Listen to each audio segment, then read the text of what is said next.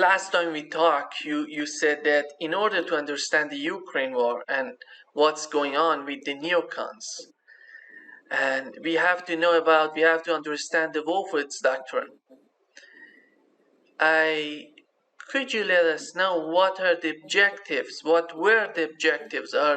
of Wolfowitz Doctrine, and has United States achieved those objectives? Well, of course not. The Wolfowitz Doctrine was written, I think, in 1991, perhaps 1992. February 1992. Okay. Well, that's when it was published, I think, or made public. So it probably was written in 91. It was the work of Paul Wolfowitz, Wolfowitz. He was the Undersecretary of Defense for Policy, a neoconservative. And the doctrine states that the principal goal of American foreign policy is to prevent the rise of any state sufficiently powerful to serve as a constraint on the United States. Now, what provoked this doctrine was the collapse of the Soviet Union in 1991. When the Soviet government collapsed and was replaced by Yeltsin, the American neoconservatives quickly concluded that, well, the principal constraint on American power has now removed itself, and therefore we can exercise hegemony over the world. And so Wolfowitz, being the high-ranking official in the Pentagon responsible for policy, quickly penned this doctrine. Now, the first expression of the doctrine is what I just reported to you. And this was viewed as too forthright, too controversial, and so he was forced to sort of rewrite it and tone it down so that it didn't alarm the entire world. But nevertheless, the doctrine remained the same, even though they kind of disguised it a bit in the rewrite. So that for what? That's 30 years. For 30 years, then, the goal of American foreign policy is to achieve hegemony over the world. Well, to give you, before we go ahead and discuss how this was used, to give you a little background, the neoconservatives were essentially Jewish intellectuals who had a left-wing background. Some of them had been Trotskyites, but who became alarmed by the development within the left. It was becoming more irrational, more anti-American, more anti-West. And these Jewish intellectuals, the first generation of them, split off from the left and joined the conservative ranks. They were called the neoconservatives because they were former leftists. One of them was named Irving Kristol. He is the father of the current notorious neoconservative Bill Kristol. Well, Irving Kristol was a reasonable person. As far as I can tell, the original cadre of neoconservatives were not advocates of American hegemony, because this was the 1970s and the Soviet Union still existed. And Irving Kristol founded a new journal, and it was sort of an academic type journal in which serious policy issues were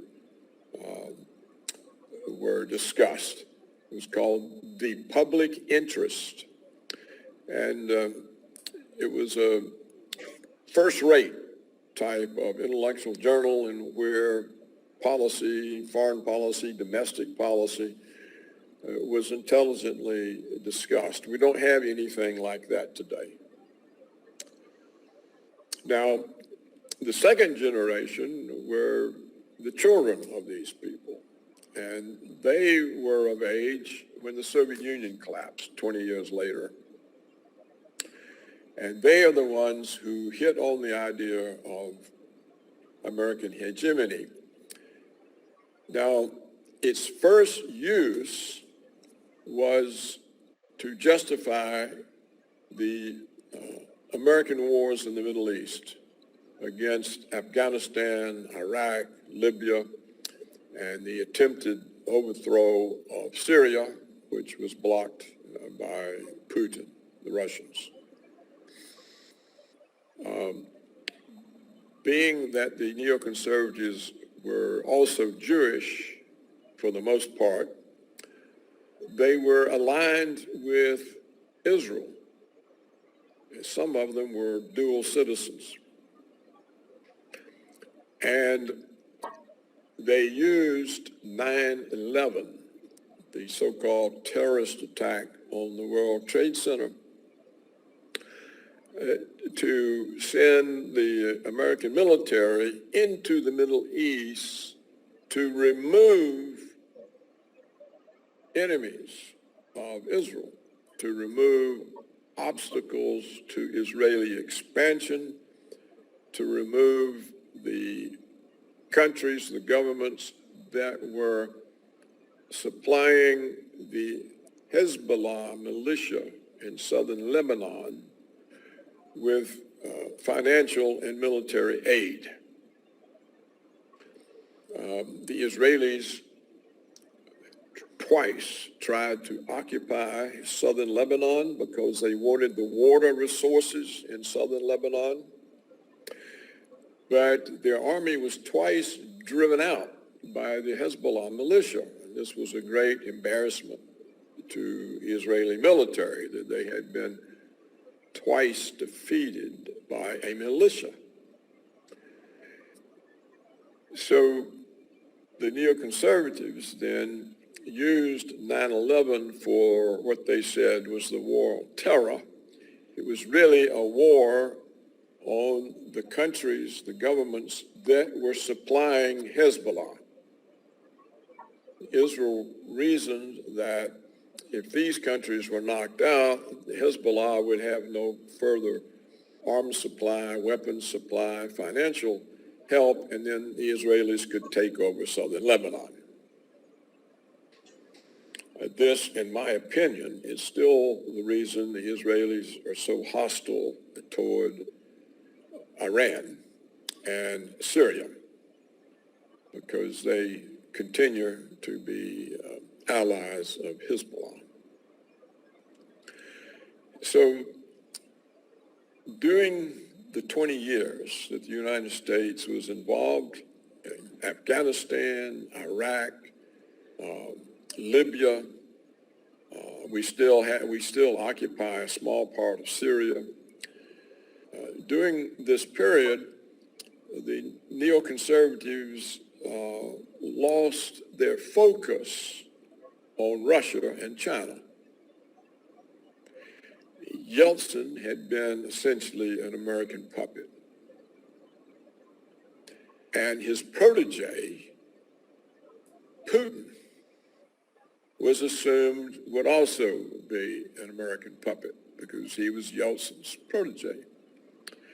And so the neoconservatives weren't paying very close attention to developments in Russia under Putin. And they had been told by the CIA that it would take China 50 years to develop economically such that it would be a rival with the United States. So they weren't worried about China. So they were focused on the Middle East, trying to destroy Libya, Iraq, Syria, and Iran. And they actually published documents that this was their goal. And the four-star general, American General Wesley Clark, who was the NATO commander, was on television explaining that he had stopped by the Pentagon and some of the generals who were his subordinates had called him in the office and said, look, we've got this plan to overthrow 7 Middle Eastern countries in 5 years. And he named the countries that included Saudi Arabia. And so there's no doubt that the neoconservatives had this program. Well, while they were pursuing that,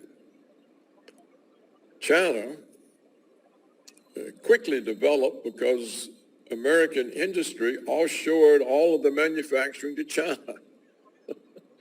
So almost instantly, China had all the technology, all the business know-how, and were making all the producer goods for the American manufacturers, who would then ship them back to the United States to be marketed. So China developed suddenly, quickly. This caught the neoconservatives off guard.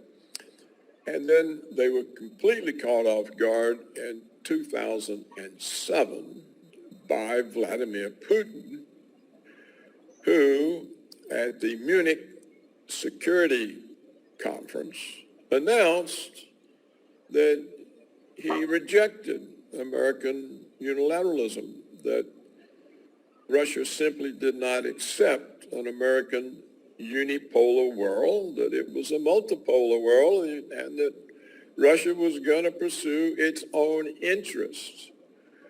Well, this then called the neoconservatives off of their crusade for Israel and made them think about, hey, what's happened to our hegemony? And so they started concocting plans for what they could do to restrain China and Russia. And one of the first plans directed at Russia was the invasion of South Ossetia by the Georgian army. Georgia was a former Soviet republic, a former part of Russia herself for centuries. But when the Soviet Union failed, many of these former provinces of the Soviet Union, provinces of Russia, were split off and formed independent countries, and Georgia was one of these countries. So the United States went into Georgia, trained and equipped the military, and sent it into South Ossetia, which was a breakaway part of Georgia that would not leave the Soviet, the Russian sphere to be part of Georgia.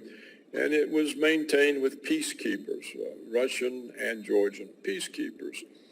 But when the Americans got the Georgians to invade, the Russian peacekeepers were caught off guard and killed. And Putin was at the Beijing Olympics, paying no attention. But rushed back, and in went the Russian army, and the Georgian forces were immediately defeated. The whole country was captured. And that put an end to that. It was not successful. But note, Putin is often accused of wanting to restore the Soviet empire. Well, he had Georgia. What did he do? He left, took all the troops and left. He said, "You've learned your lesson, we're going home." Clearly made no effort to put Georgia back into the Russian empire. So that was the first. Well, the neoconservatives got the idea that where Russia was really vulnerable was Ukraine. So they spent $5 billion buying influence in Ukraine. They bought politicians, they bought student groups who could appear as protesters. And after they had all of this arranged, they launched the so-called Maidan Revolution in 2014 and overthrew the democratic elected Ukrainian government, which was on good terms with Russia, and installed what has become a more or less a neo-Nazi regime, whose first behaviors, first manifestation was to start oppressing Russians. Russians were killed, they were abused, they were prohibited from using the Russian language and all this sort of stuff. And that was what caused the Donbas republics to break away and declare their independence. And they formed militias to prevent their occupation or their complete occupation by Ukrainian forces. So that was 2014. That was the consequence. This was the second neoconservative attack on Russia, Russia's influence, Russia's position. And so the notion was that Ukraine would be part of NATO, there'd be American nuclear missiles on the border with Russia and Ukraine, and this would further intimidate and limit the Russian ability to oppose American purposes in the world. Well, Putin, of course, saw that, more or less, but didn't do anything about it. He came up with what was called the Minsk Agreement, and the Minsk Agreement kept the two breakaway republics in Ukraine, but provided them with some autonomy, their own police force, for example, so that the oppression of them would stop. Well, the Ukraine and the French and the Germans pretended to go along with this. And it was all a pretense, as we later learned from Merkel, the German chancellor herself, and the French president himself, that it was all a ruse to deceive Putin while the Americans had 8 years to build up a Ukrainian army. And what finally provoked Putin to enter a year ago, February, was this army that the Americans had created and built up was about to invade the remaining parts of the Donbas republics that had not been occupied and force them back into Ukraine. Well, this would have meant a slaughter of Russian people because the Donbass area is Russian. It is traditionally part of Russia, and it was placed into the Ukrainian province of the Soviet Union by communist officials for whatever reasons. They may have been administrative, or they may have been to water down the Ukrainian population with Russians. But whatever the reason, they are Russian people. And so it was impossible for the Kremlin to stand aside and let them be slaughtered. So when the Russians intervened, then the neoconservatives, again, they said, oh, see, they're aggressors. They've invaded Ukraine. They're going to invade all of Europe. We're going to help the democratic people in Ukraine, and so on and so on. And so we started a wider war. Well, and we put all those sanctions on Russia, hoping or thinking that they would break Russia. And of course, we blew up the Nord Stream pipeline because we were scared to death of European dependency on Russian energy. We thought that if the Europeans become dependent on Russian energy, we'll lose our control over Europe. So the whole neoconservative program goes on, but it's not meeting with success, but they haven't given up. Yes, we can consider some policies have been achieved, some goals have been achieved. When we consider Europe, they were trying to avoid the renationalization of security policies in this document. They trying to achieve that, and I think they achieved that in Europe, at least in leadership of Europe. How do you think of it? Do you think because we have two big forces in a society. We have now right now we have these liberals and we have nationalists. They try to denationalize Europe. How do you see this? This doctrine try to do that. By denationalize, you mean to destroy the nation state? It's to some extent, yes, because yes. Well, that's the purpose of the EU. The purpose of the European Union, which the United States supports and favors, is to destroy the nationalism of France and Germany and Italy and so on. It's to get rid of a national state, which is identified today in the ideology as fascism or Nazism. If you see how they treat Marine Le Pen, the opposition leader in France, so she's a Nazi. Why? Because she stands for France. You're not allowed to stand for France. That means you're a nationalist. And a nationalist is what Hitler was, and that means if you're a nationalist, you are a Nazi.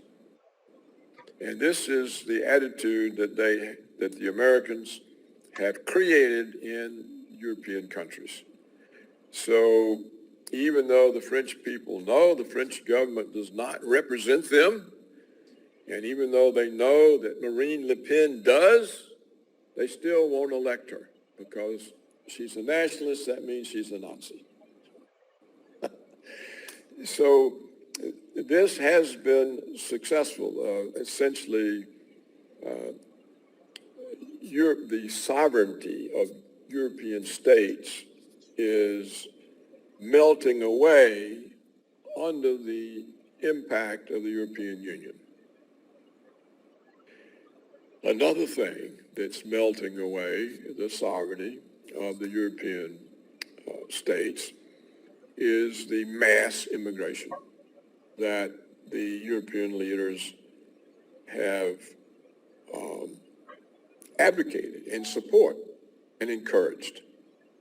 So we now have situations where in Sweden, for example, there are two cities in which Swedes are forecast soon to be a minority in their own country. There are already cities like that in the UK. Today, one of the English language Russian news organizations, Sputnik or RT, reported that a advertising film shown in Sweden was criticized for having too many white people in it, too many Swedish people, and the advertiser pulled it. So in Sweden, you can't show, an advertiser can't show a film that's got too many Swedes. But of course, that's the target of the advertising. So in other words, the indigenous white ethnic European people are now on the defensive in their own country. They're being demonized. And we have reports, for example, also in Sweden, but all over Europe, that the ethnic Europeans get raped by the immigrant invaders, and they're afraid to report it to the police because the police may regard it as a hate crime to claim that they were abused by a person of color. That means you're against the person of color. And the woman says, no, he raped me. She said, well, you're making charges against a preferred minority. So you have that sort of situation. You have a situation where the newspapers are afraid to report the race of people who commit crimes. So this also is delegitimizing the ethnic base of Europe.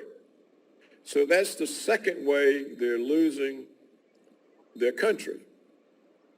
They're losing it because the EU is gradually taking over more and more the function of the once independent country like France. And the French are being made into second-class citizens of their own country by the favoritism showed toward the immigrants. So, yes, Europe is, for all practical purposes, on the way out.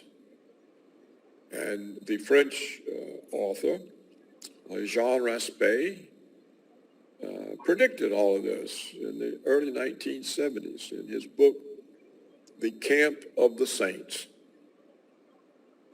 He predicted exactly what's happening.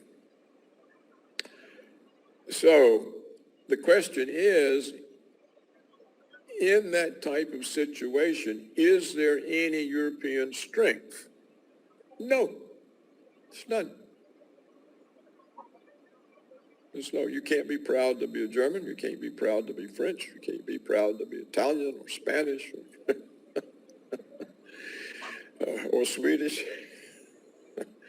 because that's racist. And there you have it. So, and the same thing is in the United States. It's no different here. It's the same. The United States is no longer a nation. It is a Tower of Babel. So the West essentially has eaten up and destroyed its own strength. It's impossible for the European ethnicities that comprise the West to be proud or to have racial pride, because that's white supremacy. So there's no strength. There's no unity.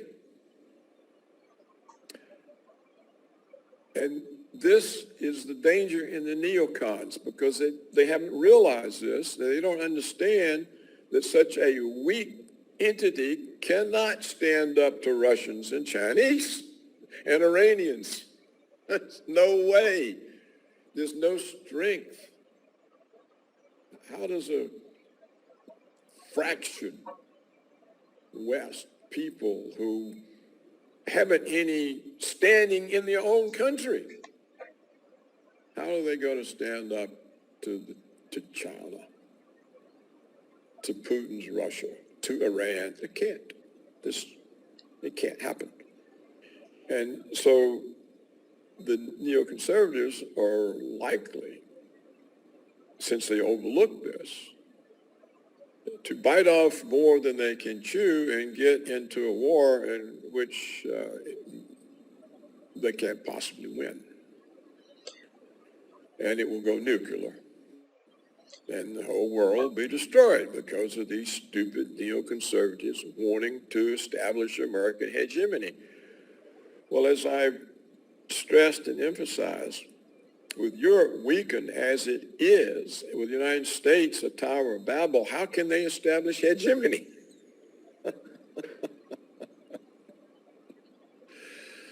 So that's the story of the neoconservatives. Denationalization, because beside denationalization, the Europe was weakened a lot because there is no viable military in Europe.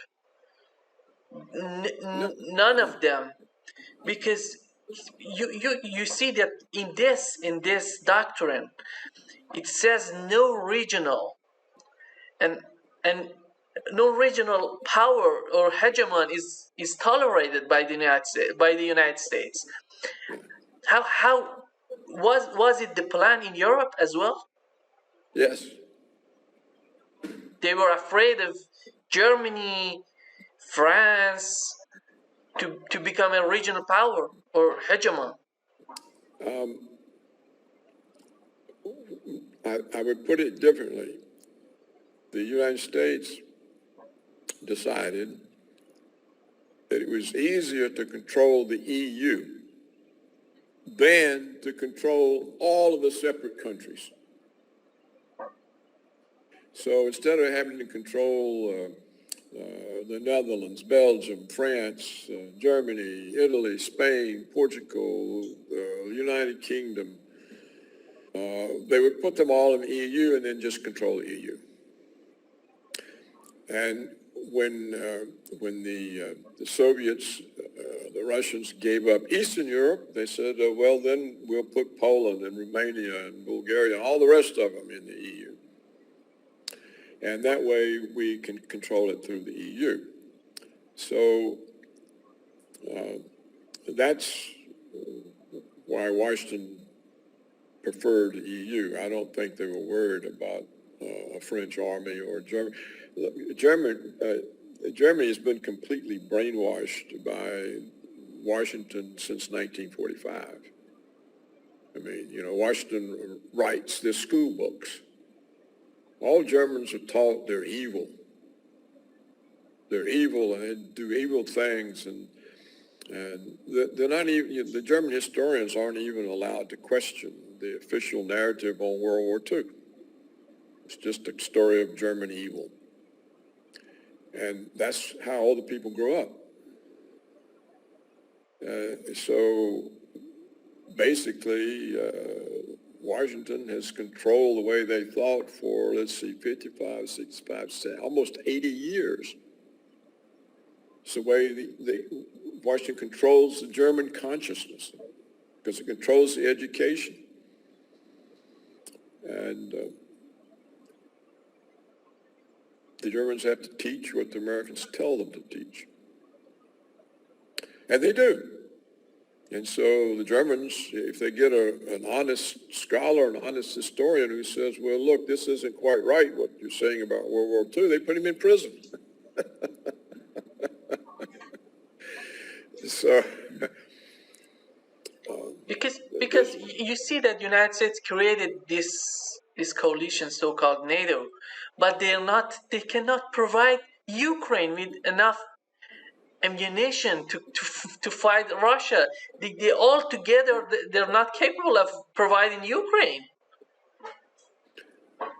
well, the notion that Ukraine can fight Russia is absurd. No matter how much ammunition they're provided, people haven't realized that Russia is really not fighting. There's no Russian army involved. The war is being conducted by a private military organization called the Wagner Group and by two Donbass militias. So there's no Russian army involved to speak of. Still, they're fighting. They're fighting the fight. They're fighting the fight. And the Russian army is really not there. It's like I say, the Wagner Group is a private military organization affiliated with the Russian army, but that's the main fighting force for Russia in Ukraine. And the other part of the fighting force is the militias of the two independent republics that Russia finally recognized. Now, there's no invasion of Ukraine. The fighting is limited to the Donbass area and is spread into southern Ukraine, I think, in order to have the land link to Crimea. So the Russians are making no effort whatsoever to conquer Ukraine. They're simply driving Ukrainians out of the Russian areas in eastern and southern Ukraine. They have no expressed intention of conquering Ukraine or taking Kiev or any of that. They call it a limited military operation, by which they mean they are moving the Ukrainian forces which were occupying parts of the Donbass out. And they have now taken the Donbass and southern Ukraine along the Black Sea and put it back into Russia. That's now part of Russia again. So all the fighting is in Russia.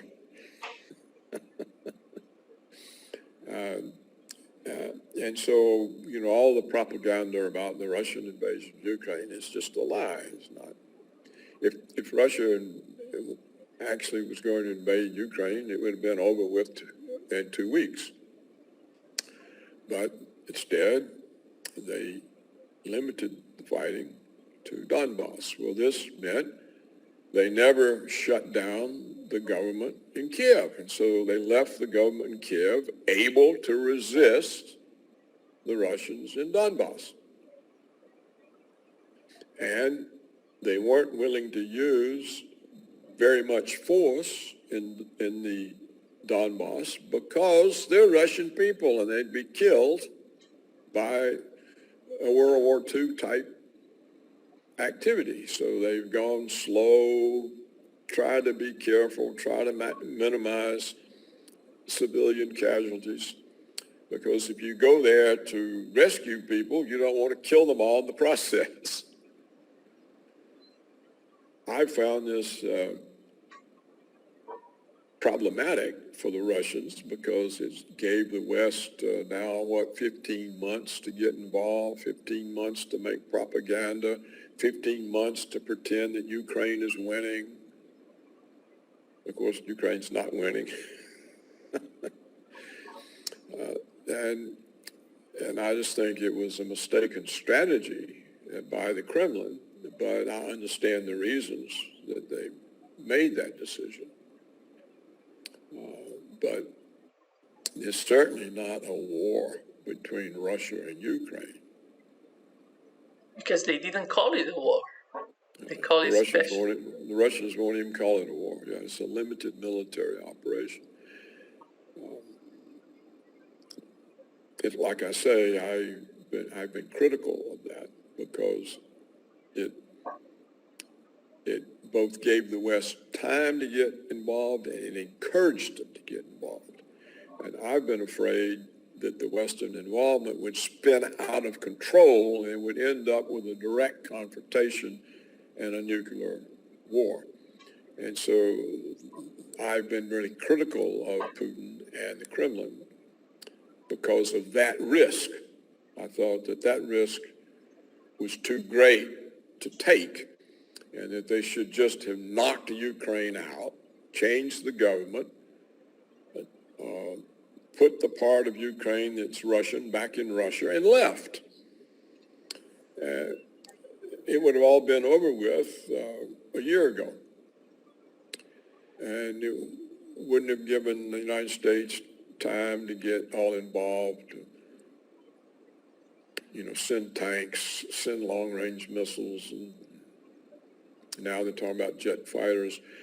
But I think what's happened there is that it's finally been realized that the Ukrainian army is essentially destroyed and they can't mount an offensive, and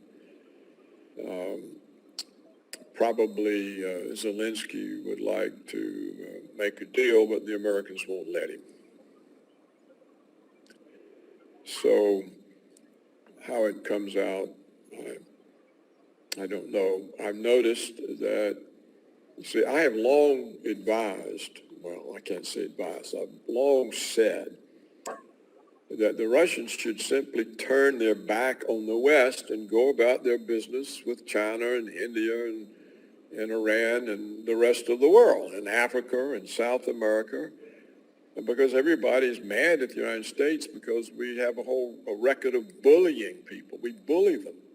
We use the dollar system to punish them, and we overthrow their governments. And so the whole world's ready to line up with Russia and China, and they should simply turn their back on the West. They don't need, what does Russia need with the West? Nothing. It gets nothing from them. What does it need them for? It should just turn its back and go ahead and develop the rest of the world with China and India, and just ignore the West, which is withering away. It's dying. It's killing itself. The culture's dead. It hates itself. You go to an American university, a British university, what you learn is how evil you are. There's no pride. You go to a British university to learn you're a racist, colonialist, fascist. That's what they teach their own students. The same in the United States. That's what they teach you. You're a racist. You oppress black people. They destroy the confidence of the indigenous people. That's all Western universities do.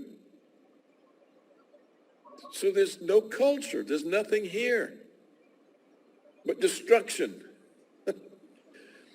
And so, but finally we now see Russia and China turning their backs. They're now saying we don't need the dollar. We're not using the dollar. That's going to wreck American power because American power is based on the whole world using the dollar. That's how we control things. The Saudi Arabians are saying we're not going to use the dollar. The Indians, Africa and South America are very receptive to the Chinese and the Russians. This is the change. And this is why the neoconservative notion of American hegemony is ridiculous. There can't be hegemony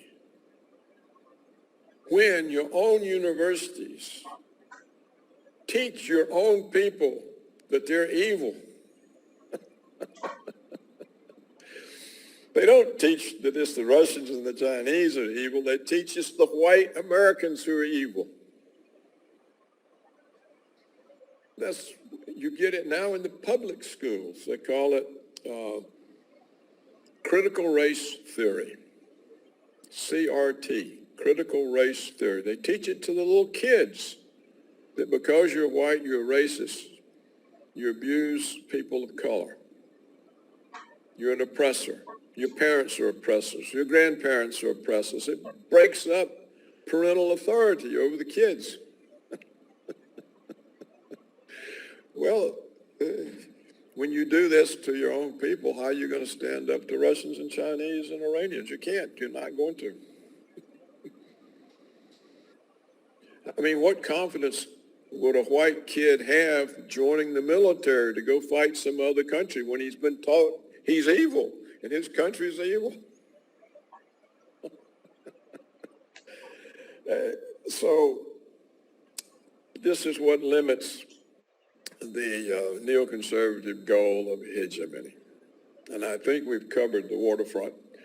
I need to go. Okay. If you have any other question that you have to ask, you can do it. But I think I've been clear what the real situation is, and that's really what it is.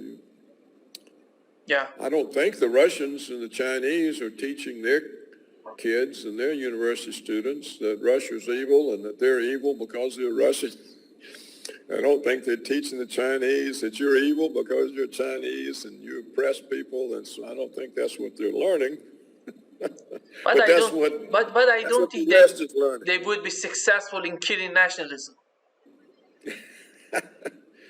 Nationalism is long dead. There's not every European country, including the United States, including Canada, are towers of Babel. They are multicultural, diverse. Well, there's no unity. There's no assimilation. There's no country. There's a geographical border, but it's not a nation. It's a geographical entity, devoid of nationhood because it's a Tower of Babel. Well, take the state of California. It's often said to have the world's 5th largest economy, just the state of California. It's only 33% white. Whites are a minority in the largest state. Well, and the blacks are taught to hate the whites because the whites oppress them. The Hispanics know that California was stolen from them by Washington, along with Mexico and Texas and Arizona. And the Hispanics now are essentially majorities in these places. They walk across the border at will. There's no border. In fact, you can say the United States is no longer even a geographical entity because there's no southern border.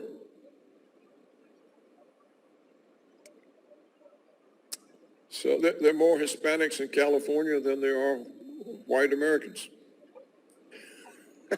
So what is California? And it's the same. They're all over Europe. Paul, but and it's getting worse. And I remember when there is no Western nationalism left. It doesn't exist. I remember when Obama he won the election, we thought that this is gonna be a new era in United States. But you see that that's not the case. It doesn't matter if you're black, if you're Hispanic, you're people of color. As long as you are in line with neocons, you can survive. You can be with them and work with them, like Obama did. That's right, but there's no nations left in the West. And the whole function of the EU is to turn sovereign nations into provinces of Europe. So Germany it's kind of like a state in the United States. Georgia or Florida as part of the United States. So France will be a state in the EU, but it's no longer a sovereign government. The EU is the sovereign government. That's where that's headed. It isn't there all the way, but that's the whole purpose and plan. So sovereign states in the West don't exist. They're not sovereign states. And they no longer have an ethnic basis. They're towers of Babel. France no longer consists of French people. It consists of some French people, some Arabs, some people from Africa, some people from India, and so on. The same with the British. I mean, look, the British now have an Indian prime minister. But why? The mayor, I, the prime minister of Great Britain is Indian. The mayor of London is a Middle Eastern Muslim. Where's the British? But what I'm arguing is, yes, you're right, but they're all, as France, as Germany, there are all of them, all these groups, Arabs, Africans, they're all in the hand of neocons. They're doing what they wanted them to do. It doesn't matter if you're black, if you're... The neocons control American foreign policy. And therefore, and since American foreign policy controls the foreign policy of Canada and Australia and Europe and Japan, they control the foreign policy of those countries. But these other things, I think, are independent of the neocons, and they are actually weakening the neocons and their purpose, because the turmoil within each country from having so many different races who don't have a common purpose or a common interest means that there's really nothing there. And so the neocon control of foreign policy doesn't really mean much, because as you said, none of these countries can field an army. So what is happening is that the newcomers coming in are just benefiting from their rise to power within that country. They're benefiting from their rising to power, but it doesn't mean that the country in some way is united or functioning better or becoming a nation again. They're not nations, and they can't be, because they don't have a nation is a country with a homogeneous ethnic base. Now, the South Americans have sort of made countries out of the mixture of the Spanish and the Indians. But there are three classes. They're the pure Spanish, they're the pure Indian, and they're the mixture. But these countries, I think, having been sidelined, not in the main development of 20th century history, haven't been subjected to the stress of the West and Europe. And so it works there. Paul, is there any difference between neocons, liberals, and globalists, or all the same? The American liberals have always been interventionists.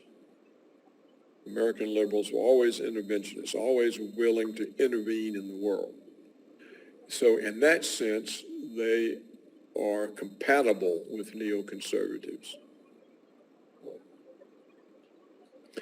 they never described their intervention as achieving American hegemony. They described their interventions as bringing democracy or helping people, or, but the neocons are the ones who created the doctrine of American unilateralism, of American hegemony. And, but the liberal interventionists find that acceptable because they themselves are intervened. The United States has always intervened. So the globalist, it's not quite clear what that is. In the United States, I think globalism was used as an excuse for Wall Street and the corporations to make more profits by deserting their own American workforce and moving all their industry to Asia.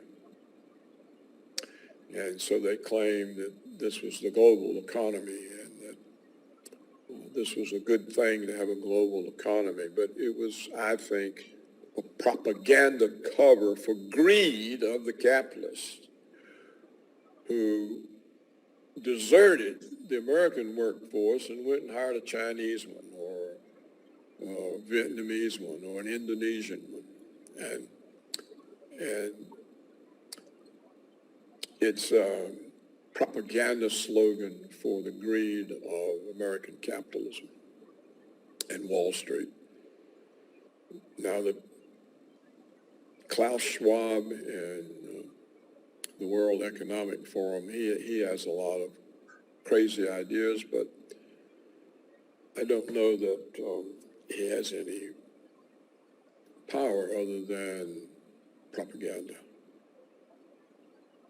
So, but none of these things can cope with Russia and China and India and Africa and South America organizing a different world. So when you see, China clearly is the dominant factor in Asia. Russia clearly is a powerful military and energy power. It's just insurmountable. And the Africans and the South Americans have suffered at Washington's hands for so long that they've got to be alienated. Even the ones we pay and bribe. I saw not long ago one of the African leaders said, look, the Americans have been overthrowing our governments forever, and now they're coming here to teach us democracy. So when even African leaders start showing contempt for Washington, you know that American diplomacy has failed, and we relied on coercion instead of friendship, and we relied on force instead of convincing people. And I think now that these people see, well, we don't have to be all that afraid of the Americans anymore because there's the Russians and the Chinese. And we can somehow get under their umbrella and we'll be safe from the Americans. So I think these are the new developments that are happening. I don't see how we can stop it. And you see, the United States ruined itself when it offshored its industry and manufacturing. If you don't have industry and manufacturing, what have you got? You're India in 1900. That's what you are. The United States is becoming India in 1900. Of course, India today is high tech. So, I don't know. I can't make it any clearer. I think the world is changing. There is a danger of nuclear war, and I hope the Russians and Chinese keep that in mind. because that won't benefit anybody. And I think the United States is on a very rapid downward slope. And if they stop using the dollar as world reserve currency, because people say you don't want to use the dollars, the Americans use it as a weapon. That means the demand for dollars is going to drop, but the supply isn't, because the trade deficits are huge, because we offshored all our manufacturing. And the budget deficits are huge, so who's going to finance all that? If people don't want the dollar anymore, they're not going to buy treasury bonds. So the currency could collapse, and if the currency collapses and you're import dependent, your inflation is going to go through the roof. So Americans are on the verge of becoming very poor from currency collapse. It could happen. You know, there could be a huge change, just like the Soviet Union collapsed. Nobody expected that. This was not done by the United States. We had no idea that the Soviet Union was going to collapse. It collapsed because the structure of belief in communism was gone, even in the party itself. And then when the hardliners saw Gorbachev making so many deals with the West, they felt he was giving away everything, and they arrested him and put him under house arrest. That's what collapsed the Soviet Union. When the hardline communists and the Politburo arrested the president of Russia. It collapsed. Well, the United States can collapse if the currency does. It has unlimited debts. Who's going to finance it? You know, if the Saudi Arabians are accepting any currency for oil, who needs dollars to buy the energy? All the stuff that comes in the United States from the American firms producing in China, it comes in as imports. It worsens the trade deficit. Who's going to finance it if you don't want dollars? If you don't need dollars to settle your own balance of payments imbalances, and you don't need dollars to buy oil from Saudi Arabia, who wants the dollars? This is a dilemma. This is the sort of sword hanging over the neocon's head by a thread. It's hanging by a thread. And there's no realization in the Biden regime. They have no idea. None. No idea. They keep on threatening Russia and China. With what? What are they going to do to Russia and China? Can't do anything. Thank you so much, Paul. Thank you so much. It's always a pleasure to talk with you. All right. Have a good time. I'm sure I'm getting myself in trouble with the CIA and the FBI. But I'm an old man, so No, you're young in heart. see you again. See you, Paul.